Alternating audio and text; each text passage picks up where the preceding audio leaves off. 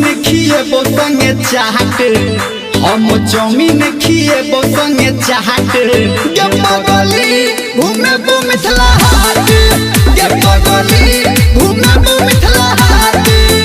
हमर मानी ले तू एक बेर बात हमर मानी ले तू एक बेर बात गे पगली घूमेबो मिथिला हाट गे पगली घूमेबो मिथिला हाट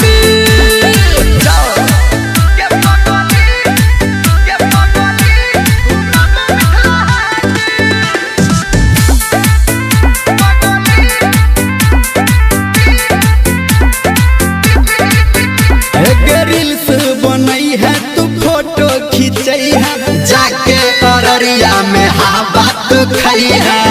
मजा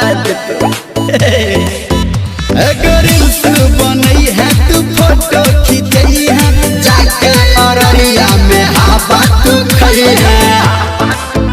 कोनो सखी के तू धली है लाहट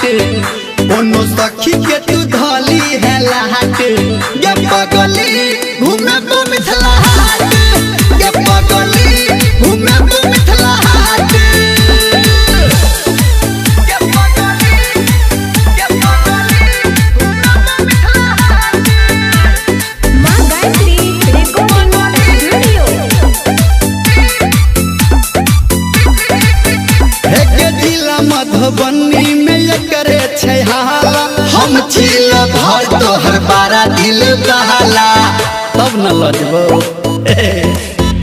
एक पूरा मधुबनी में एकरे छै हाला हम चिल भर तोहर बारा दिल बहाला